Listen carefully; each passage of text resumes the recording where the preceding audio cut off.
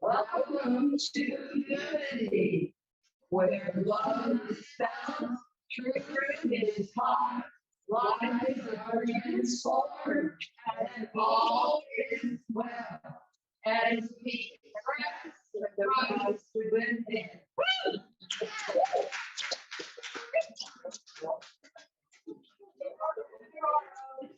Our opening song is My Soul is Welcome Here. So everybody can stand up. As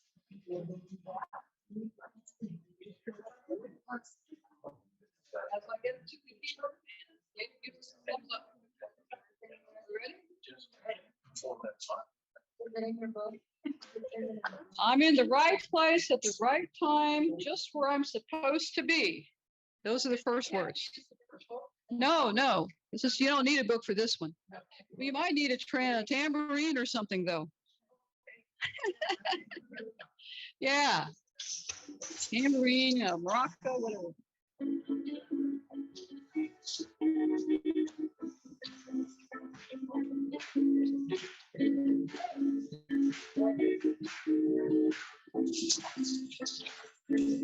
I'm in the right place at the right time, just where I'm supposed to be.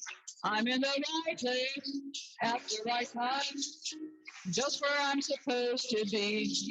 You're in the right place at the right time, just where you're supposed to be. You're in the right place at the right time, just where you're supposed to be. My soul, oh my soul is welcome here. Oh, my soul is welcome here. I am getting the message loud and clear. My soul is welcome here. Oh, my soul is welcome here. Oh, my soul is welcome here. I am getting the message loud and clear. My soul is welcome here.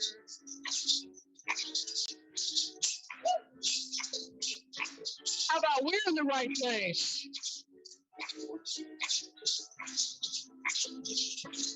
We're in the right place at the right time, just where we're supposed to be.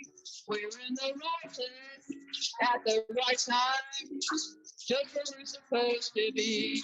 We're in the right place at the right time, just where we're supposed to be. We're in the right place at the right time, just where we're supposed to be. All our souls are welcome here. All our souls are welcome here. We are getting the message loud and clear. Our souls are welcome here.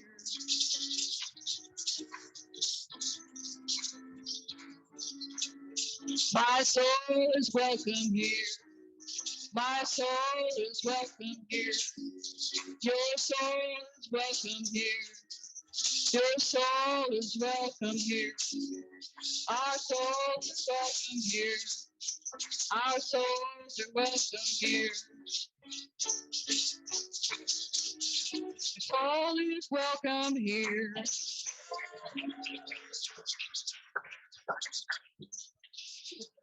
Thank you, Kathy. That got us all ready to go. Thank you so much. So, welcome to Unity of Gainesville. May this service bless each of you on your spiritual path. Those of you that are here in person, those of you joining us on Zoom or Facebook, and all of those who are with us in spirit. My name is Celeste Kroll, and I'll be guiding us through this sacred service this morning. And boy, do we ever have a special service. You are really in for a huge treat.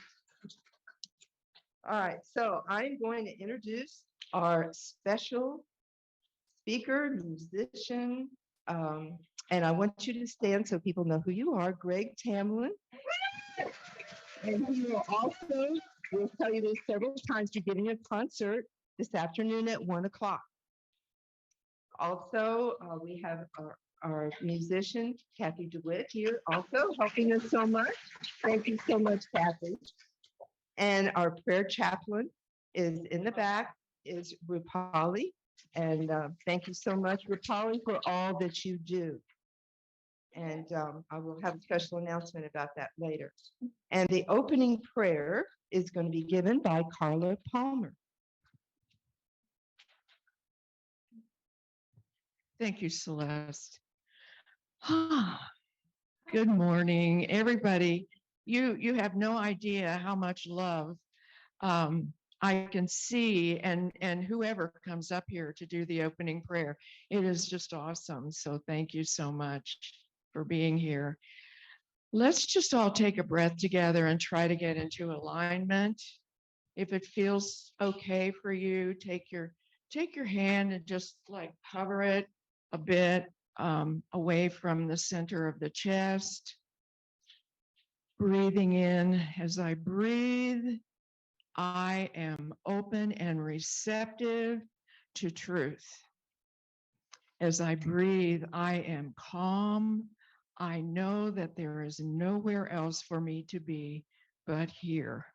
I am grateful for this beautiful day, grateful for this place to come and to be with others and to rejoice and celebrate in this music program and this beloved program that we are having today. We are all blessed.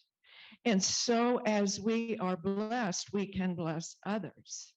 And so we bless all the other Unity churches around the world, and we see them prospering and reaching out into their communities with our Unity movement. And it is beautiful just the way that we see that for ourselves. And so it is that we say, Amen. Oh, are there any new people here today? I don't have a program.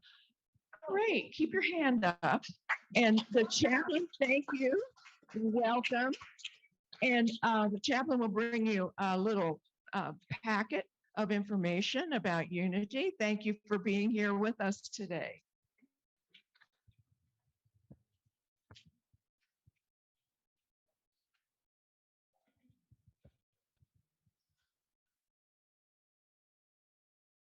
So our prayer chaplain today is Rupali, who currently is in the back of the room. But I just wanted you to know that after the service, Rupali is going to be available for prayer in the little room over here, past the kitchen where the library is. So there'll be a sacred space there, quiet place, open for prayer. And she's very good. Also, you invited to stay at, let's see, after the service. When the service ends, today is a different day because we have a concert coming up. So if you would be so kind after the service to exit to the gathering room for conversation, light food and drink right away, so that they can get ready for the concert. Then the the counters can tally the gifts so that they too can have time to eat and participate in the festivities. Then, so anyway, after we do our circle, prayer for protection, then let's leave as quickly as possible so all these things can get done in time so the concert can be on time. Now, look, when you go to the gathering room, look on the screen in the gathering room and on our bulletin board for our classes and events. And for those of you that are online, check our website and be sure to subscribe to our weekly e-blast for more information. Thank you for continuing to observe social distancing and wearing your mask indoors. Feel free to take off your mask if you go outside. And I am now going to read the daily word. And the word for today is rise. And the affirmation is, I rise in consciousness to help create a world that works for all. And this comes from Ezra chapter 10, verse 4. The verse is, take action, for it is your duty. and we are with you. Be strong and do it. Throughout time, there have been people who led lives that changed the world forever. Their words and deeds provided hope and inspiration for those who would carry forth their legacies of love, growth, and evolution long after they left this life.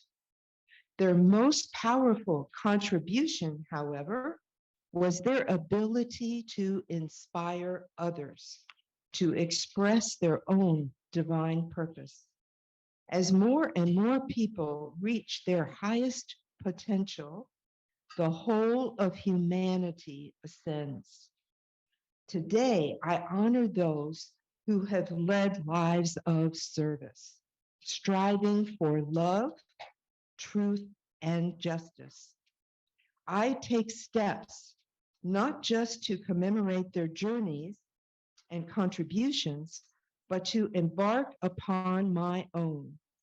I rise, grateful to contribute all I can to the growth and evolution of humankind. And the affirmation again, I rise in consciousness to help create a world that works for all. And now there is special music by our special guest, Greg Tamblyn.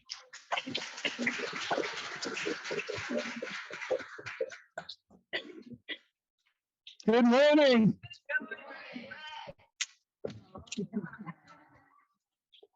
Thank you so much for having me. I can't tell you how much fun this is after 2 years of sitting at home to get back on the horse, get back on the road, and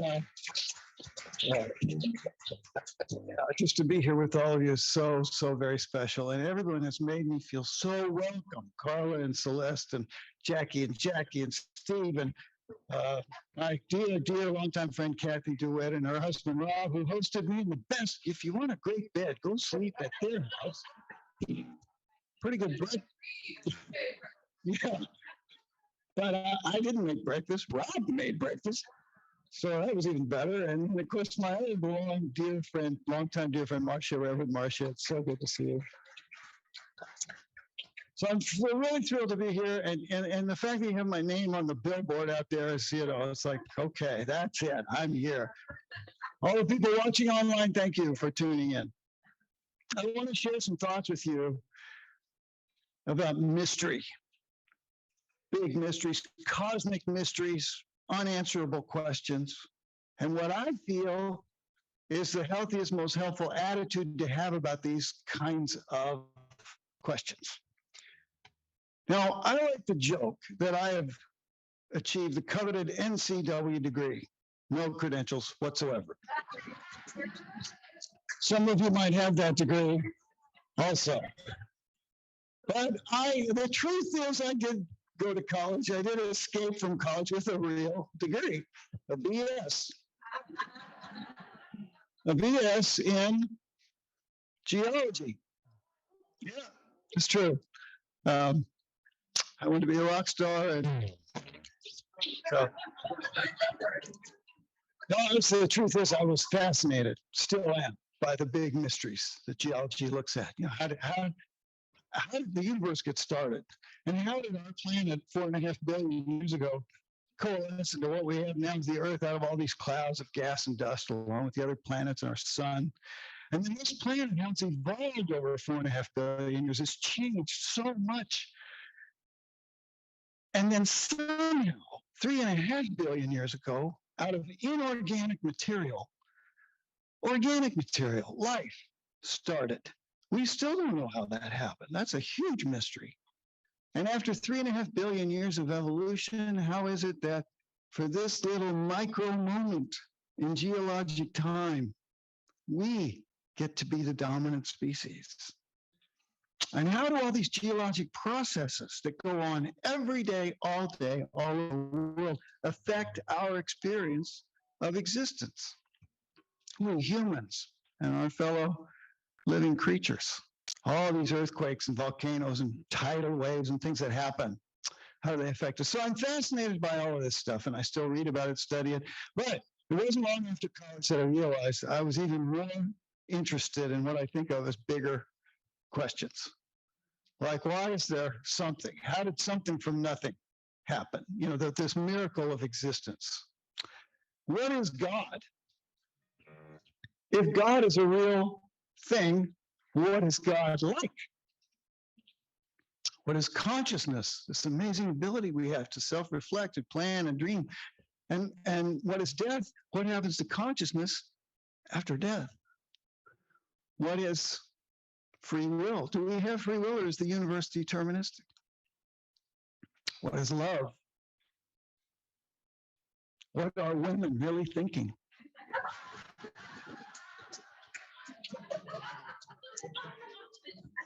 Big mysteries. So I think you can have some fun with some of these, and I illustrate what I'm talking about, my attitude. So I feel like we should start with God. That's kind of the big mystery. And if we do, you know, we want to ask, what is God like? If there's a real God, what is God like? And you'll notice that a lot of people have tried to tell us down through the ages, whether they knew or not, they thought they knew it. Maybe they did know in their consciousness what God was like. But what I find fascinating is that myself and other people I know have a completely different idea of God than we did 40 years ago. It's really different, changed. Anybody relate to that? Whatever you think about God now is it's different than it used to be. And that was funny to me because I don't think God's changed much in the last 40 years. I think God's probably the same as God always was. And that sounded like a song idea. So I wrote a song with a friend called A Brief History of God. Now, you know, I'm a science guy. I like science. And I try to sneak it into the songs when I can. Physics I had trouble with in college. When I signed up, I thought it said psychics. So obviously I'm not one. But there's a theory in physics you might have heard of, string theory. It's a 20-year-old theory about how the universe might work together. Anyway, when we get to the part of the song in the last verse about strings, you'll know it's physics. So this is called A Brief History of God, or G-string theory. There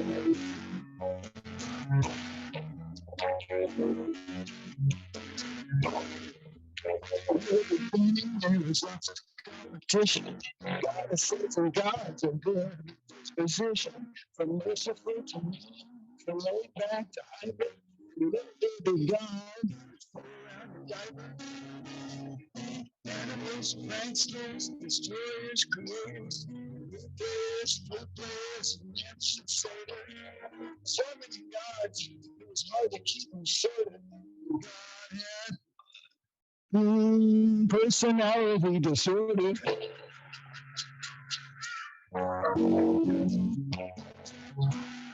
Yeah, keeping track of all these gods was no fun. So finally, some people said, let's cut it down and run.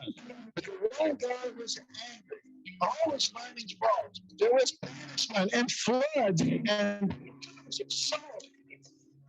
Why was God traumatized at an early age? Stop clothes. Big Bang. Nature or nurture or Satan's little goblin. God had anger, management problem.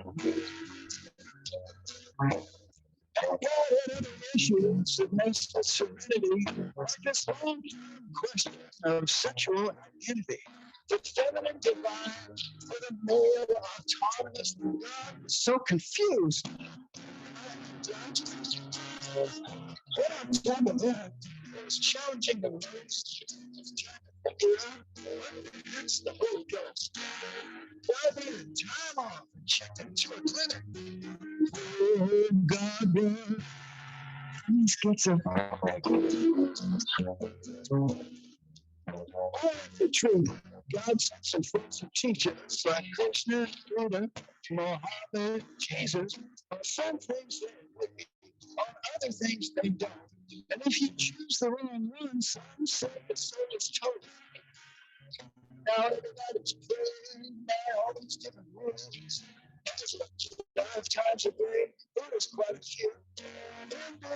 Jews and Christians, whenever there's a need, Unitarians would rather.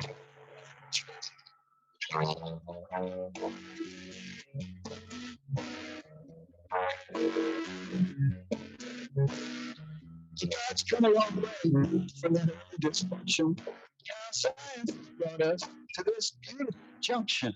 The key to the theory is that every single thing is made entirely of vibrating string.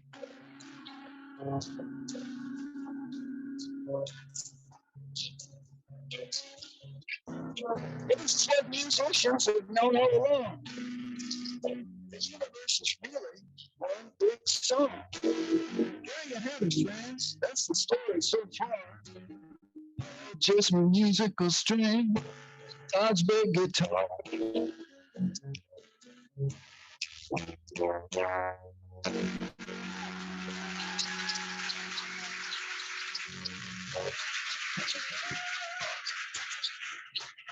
It's a happy thought, isn't it?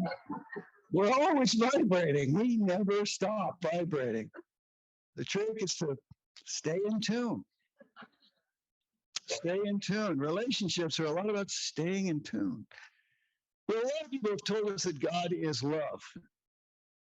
We like that answer. That's a comfortable answer. What's better than love? God is love. That sounds great. Some scientists, however, will tell you that love is simply an evolutionary adaptation for the survival of the species. I don't know. I think it's more than that myself. But as an observer, I am fascinated by the word love, which we use for so many different kinds of experiences. You know, they say Eskimos have something like 54 words for snow, all the different kinds of snow, because there's so much of it. So they have all these words for it. And yet, in English, we have this one word for love that we use for all this range of emotional experiences. You know, we have divine love, earthly love, brotherly love, motherly love, physical love, mystical love, faded love, jaded love, unconditional love, unrequited love, puppy love, love of chocolate chip cookies. It's a big one.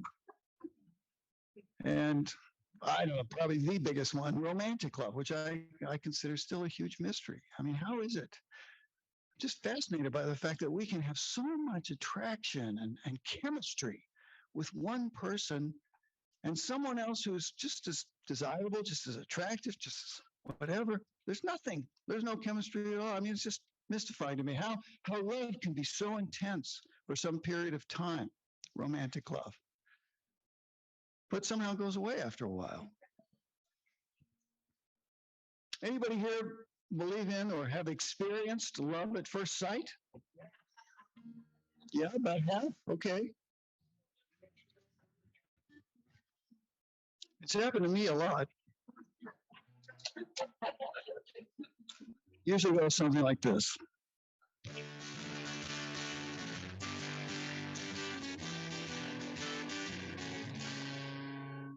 Man is riding on a train.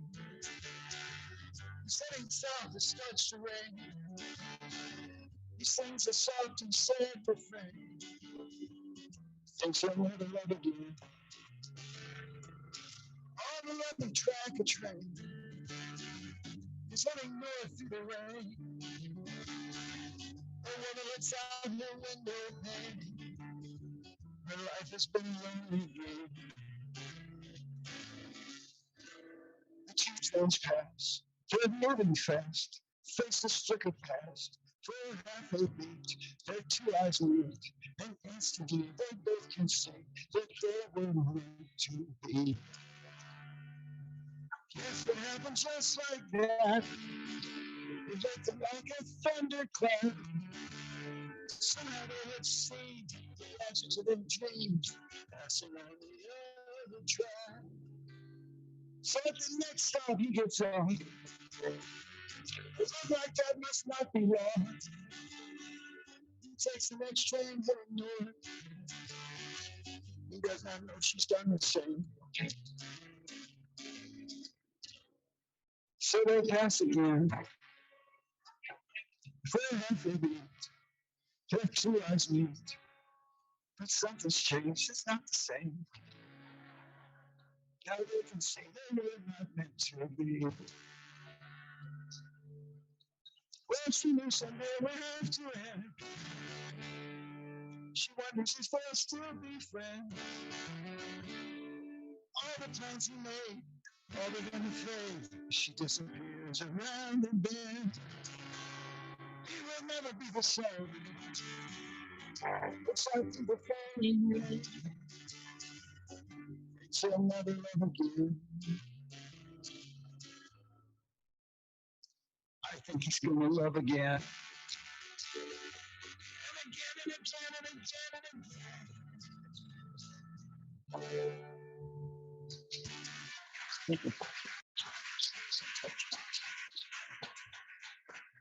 Thank you. So maybe you've had a love like that. Brief, brief, meaningful.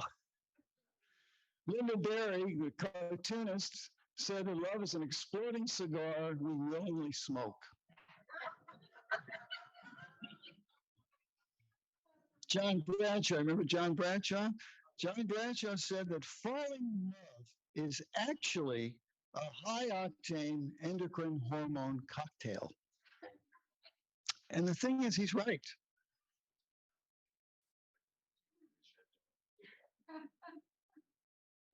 Having a conference over here. Yeah, there was suggestions to go to the wireless mic, so Me? I'm gonna just plug it into the mic stand. Wait. What's wrong with this mic? People are like garbled. It's garbled online. Yeah, online. In here it's fine. Okay, we set up the EQ for this one though. Okay.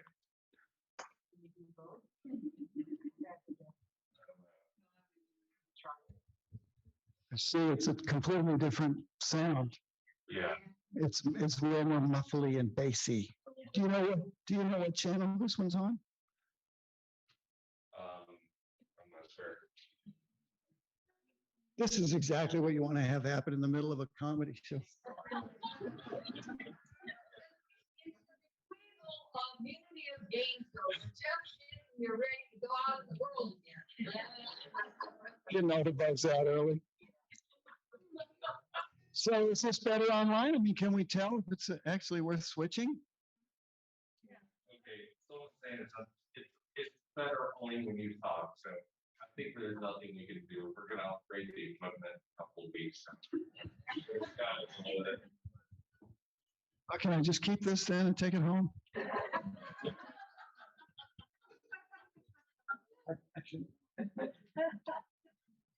Okay.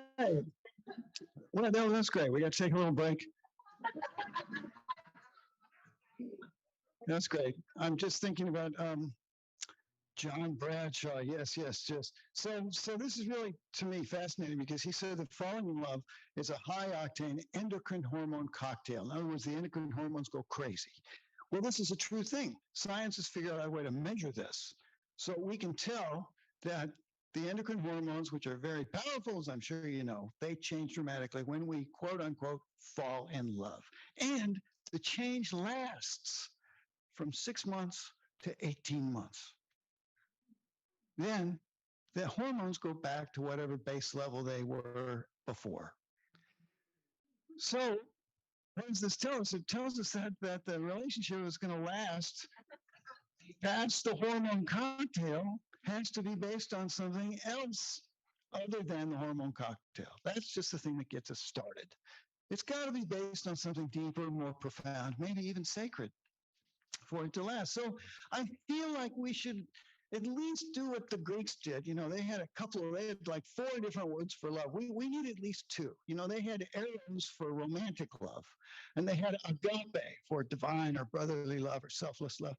So I feel like we should at least have those 2, because then if you want to tell somebody you love them, but you don't want to have any misunderstanding about what's going to happen, you could say, I agape you.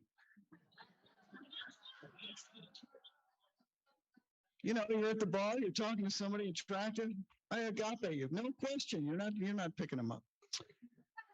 Okay.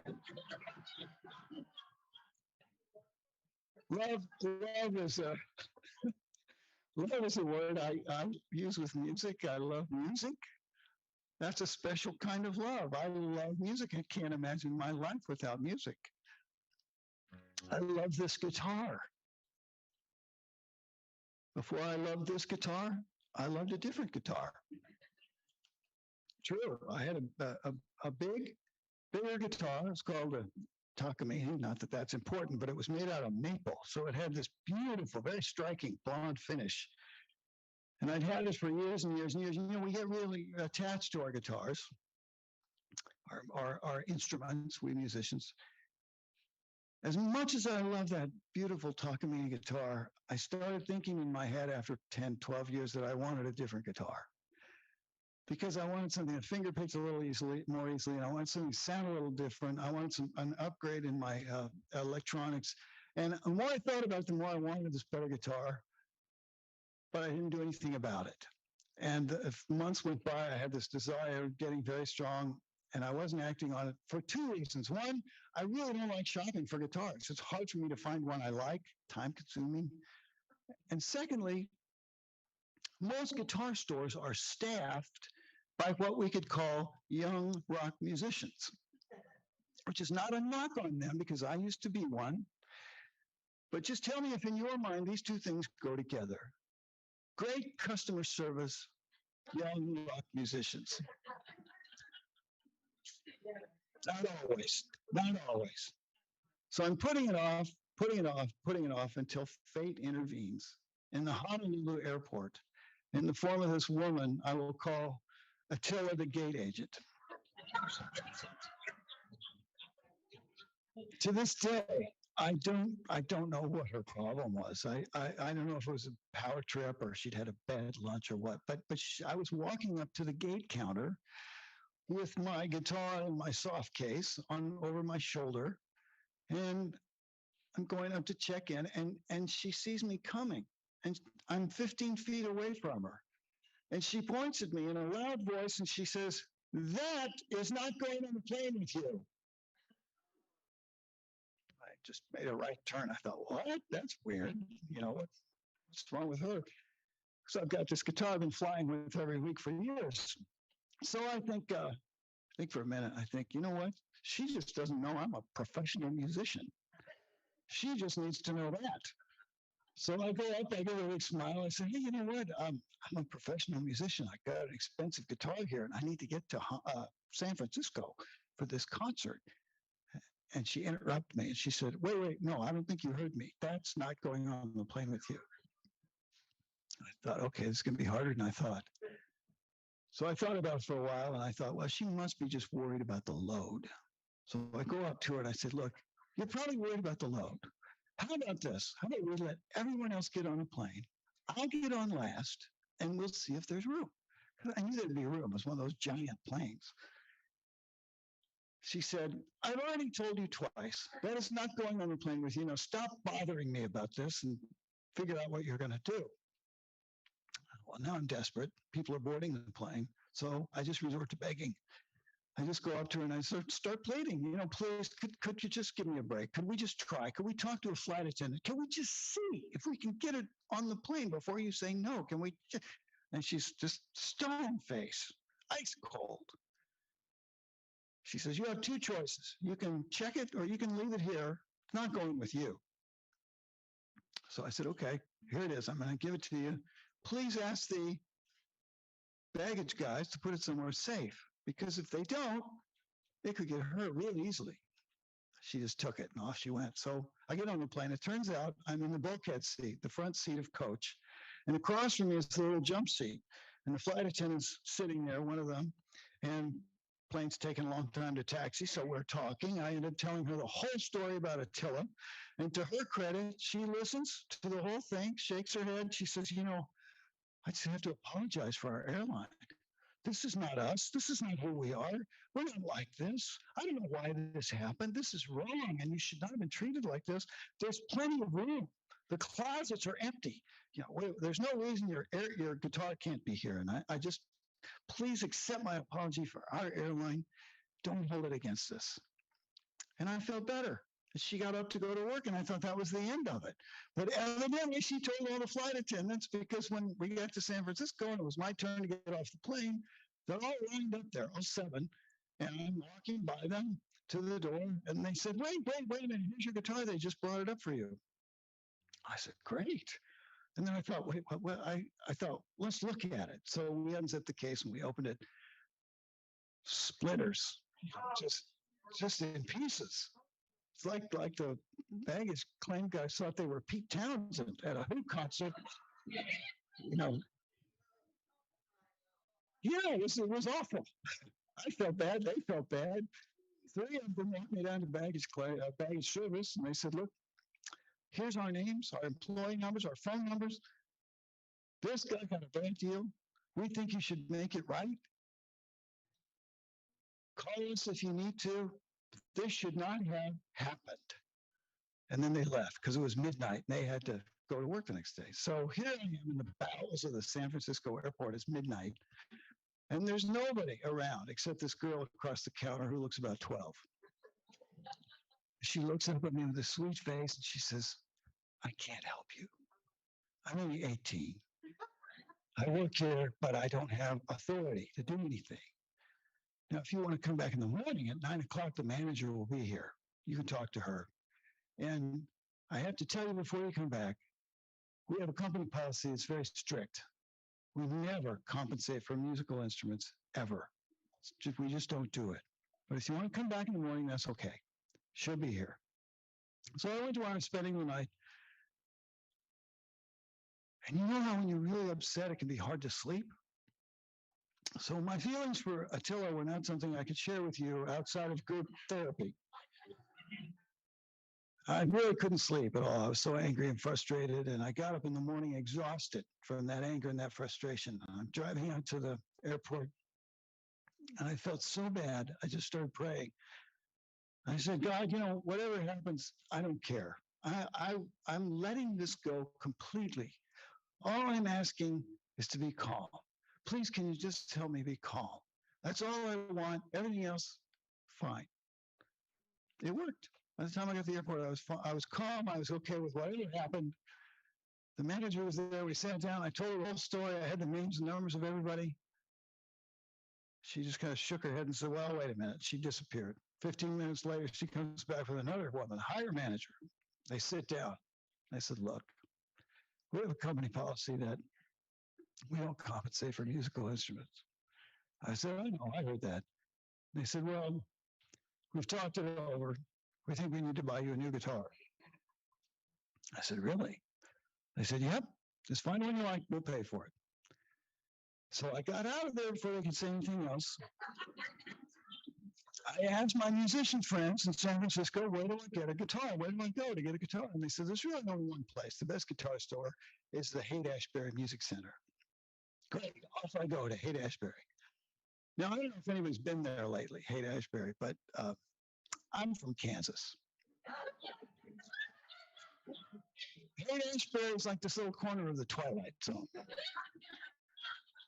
You see the past, the present, the future, all there on the sidewalk. It's like a smorgasbord for the senses. I'm walking around Haight-Ashbury trying to find this guitar store, getting a little high in the process. And it turns out to be the best guitar store I've ever been at. They have great guitars. They have great salespeople. And for 2 days, they bring me guitars. They let me play them. They answer my questions, but they don't hover. They don't pressure. They're just perfect people for buying a guitar. And after like a day and a half or so, they bring me this. And as soon as I started playing it, I felt, wow, this is different. It fits my hand so great. It sounds good. Great electronics. It's kind of fun to play this guitar. And I played it the rest of the day. Then they let me take it out of the store and do a concert that night. And that's when I knew this was my new guitar. Well, this guitar, as I've just said, is way more fun than my old guitar. It's a way better guitar than my old guitar. It's $600 more expensive than my old guitar. Totally paid for by the airline. And the thing is, I owe it all to Attila, the gate agent.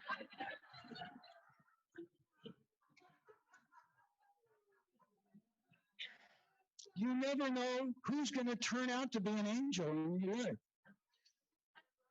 I mean, how many of you have had something like this happen? You look back and you think, oh, the tail's right here. Oh, okay.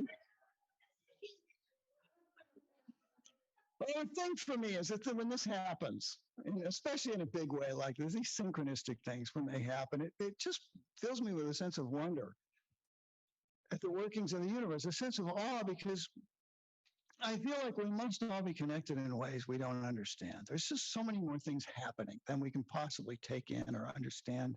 And this whole connectedness idea is so big. I feel like we just could not ever really grok the whole thing. If the mystics are right, if God is everything, and everything is God, then everything has to be connected. And how could we ever really intellectually get that? I don't think so. So it fills me with wonder, with awe. And I think wonder is the appropriate emotion here. I think what the best scientists and the best mystics have in common is a sense of wonder at the universe, at how it works, at the mystery of existence.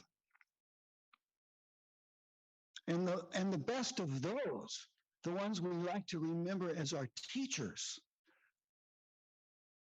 have a sense of humor.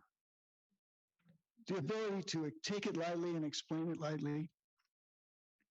Albert Einstein said, once you can accept the universe as something coming from nothing, manifesting into something, wearing stripes with plaid is easy.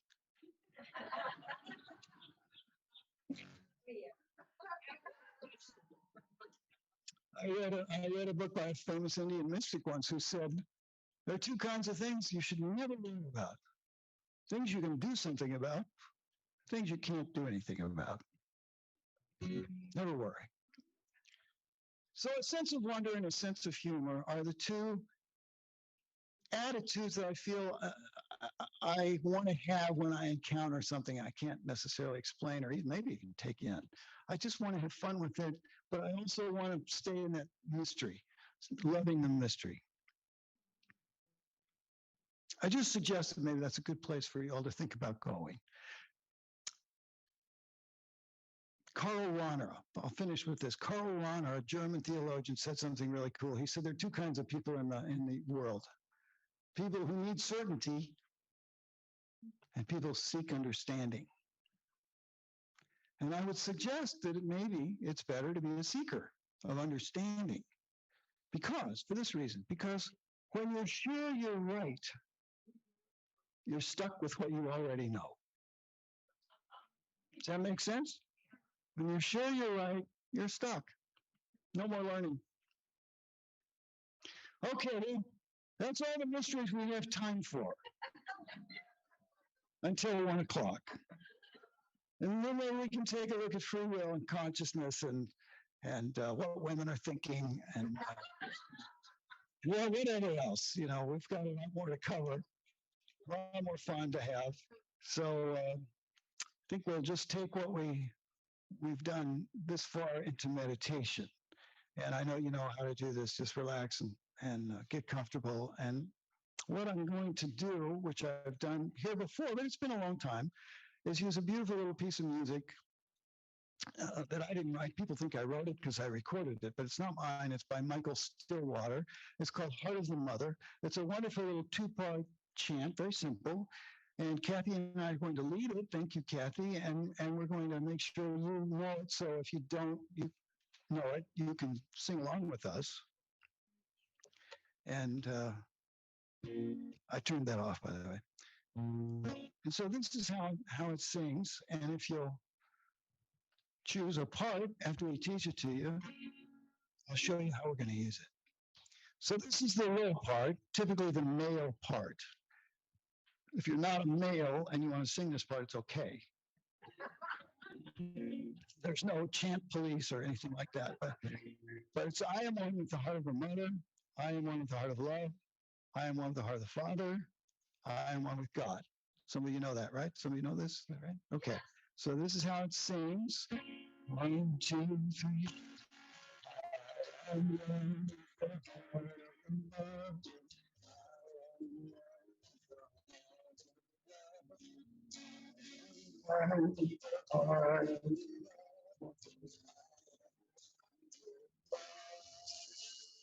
take a rest for one measure there.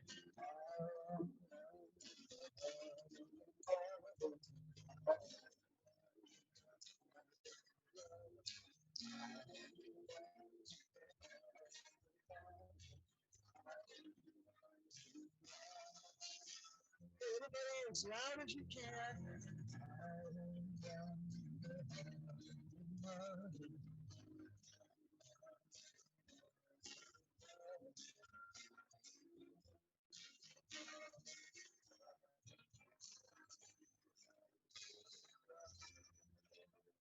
Okay, that's been very good for masks. That's fantastic. Good work. Okay, that's the low part. You can sing that part if you like. It's a high part written for the female voice or male tenor voice. Very pretty, very simple. Just Ave Maria, and then a Greek phrase, Kyrie eleison. Kyrie eleison. It means Lord have mercy. And if you can't remember Kyrie eleison, just sing carry a laser with an accent, and you're good to go. Okay? I'm serious, it works. Okay, I don't really care as and this is how it sings.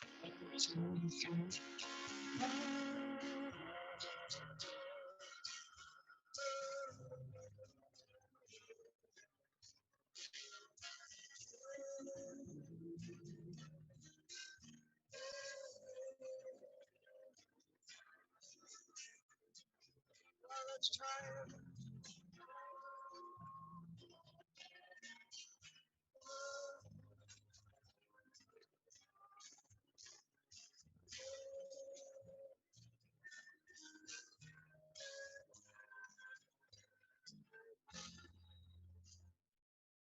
Very, very nice, very nice. So that's what we're going to do. We're just going to sing these together. And we'll start with the low part, kind of get that locked in. Then we'll bring in the Aves, and we'll just do this a few times, maybe 4 or 5 times max. And then we'll get quiet with it. We'll go into meditation. I have this little verse I want to share with you that I learned actually in China. It's a really pretty little prayer. And then we'll come back with our chant after that and see what happens, right? So I would just suggest you just give yourself to this, see if it fills you with a sense of wonder in some way, see what happens. Okay, so all of you that are singing low with me, I am one with the heart of the mother, love, Father, God.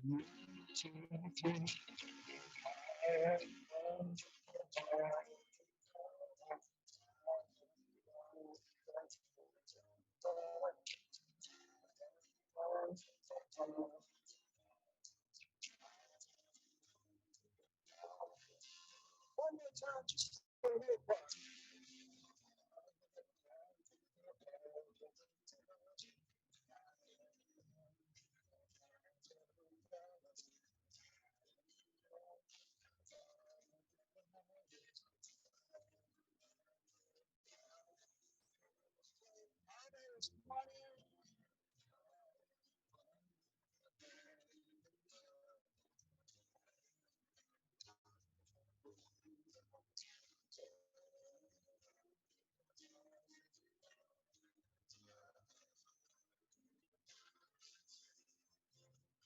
Same thing.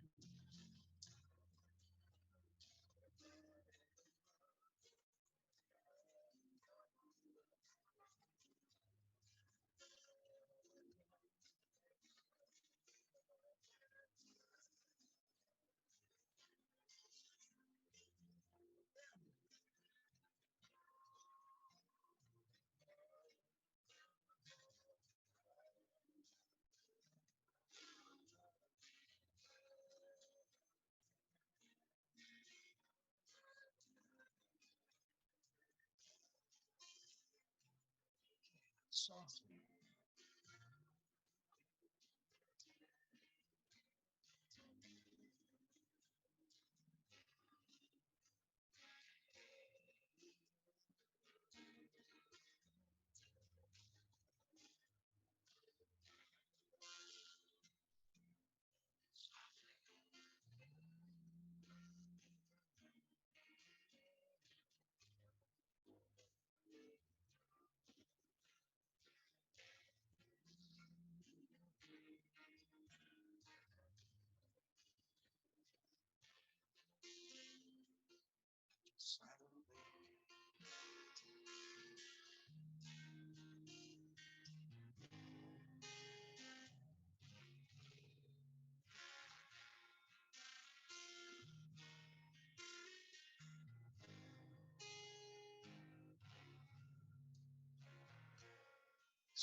slow breath. Feel the chair support you. Let everything else go. And listen.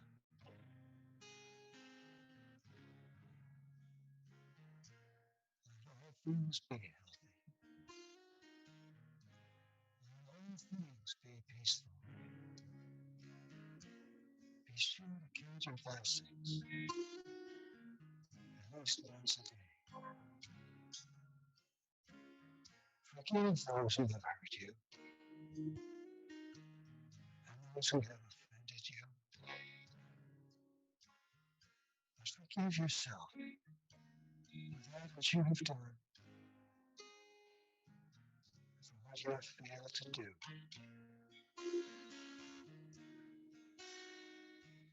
That which is past, there is no need to speak of.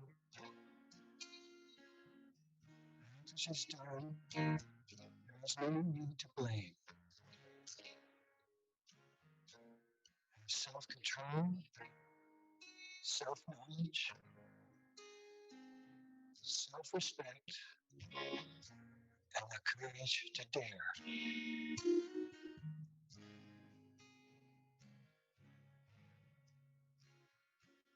Be tranquil. The light of intelligence will shine. And strive to make a spot where you stand beautiful.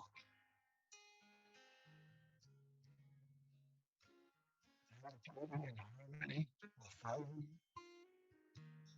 all your days and all your ways on this journey we call life.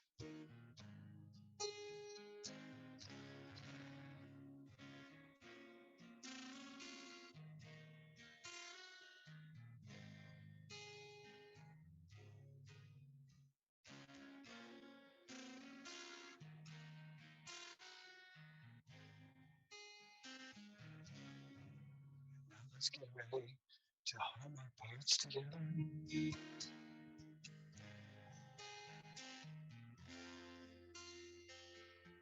Together.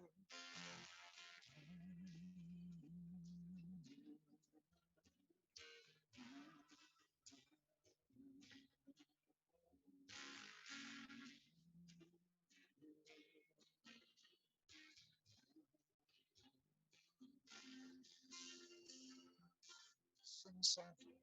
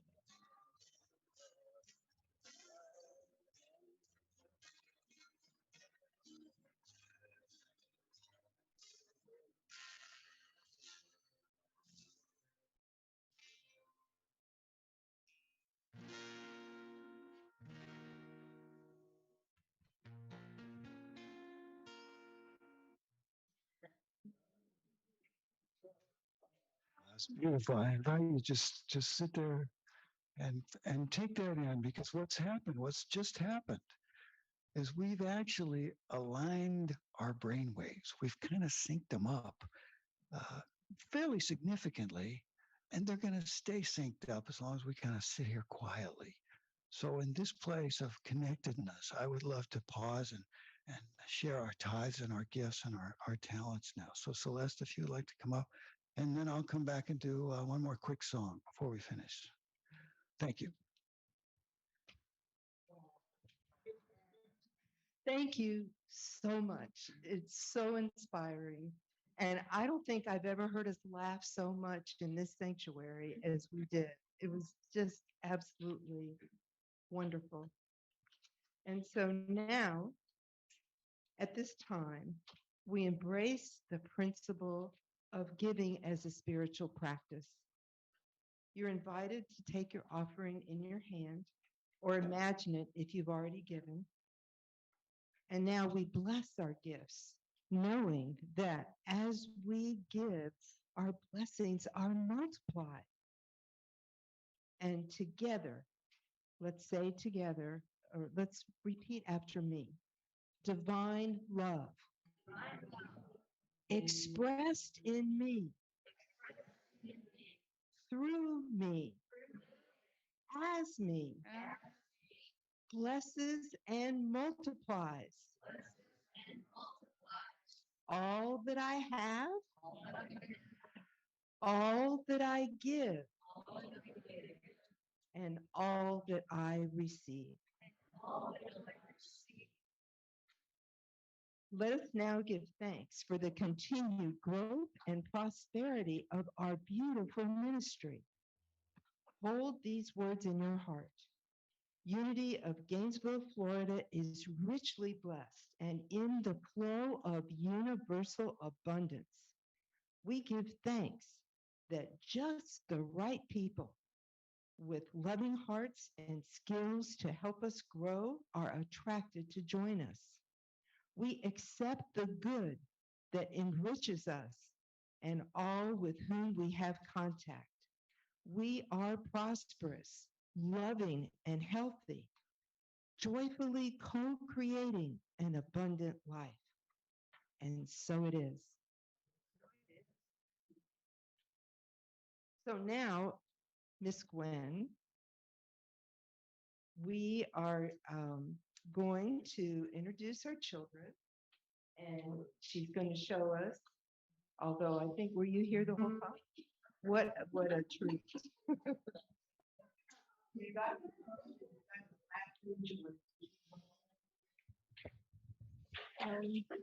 This is our friend Ellie. She came with Summer today, and when I was told her we were going to have a very special day, and I think you enjoyed it too. So we are so grateful to have you here. And thank you, Ellie, for coming.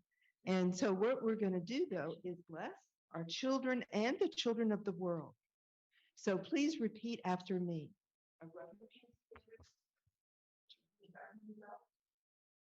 Children, we love you.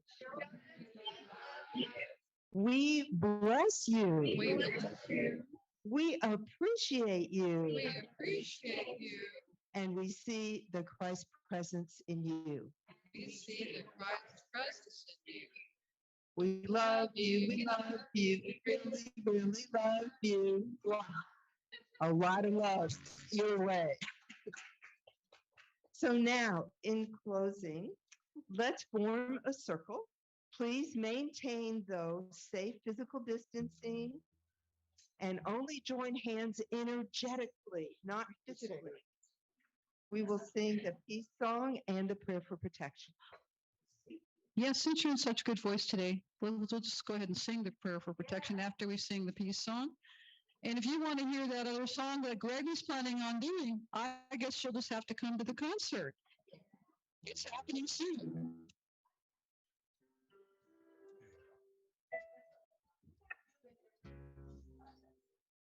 And it's a good one.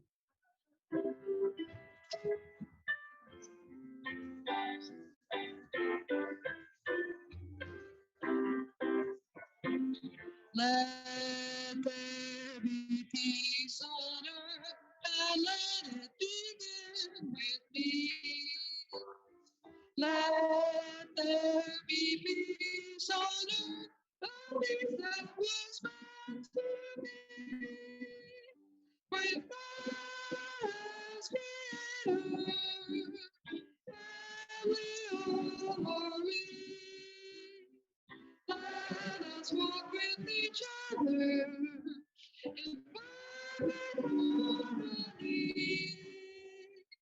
Let peace begin with me. Let this be the moment now. With every step I take, let this be my choice now. To take each moment, each moment in peace become a everything's on earth, and let it begin with me. The light of God surrounds us. The love of God enfolds us. The power of God protects us. And the presence of God watches over us. Wherever we are, God is, and all is well.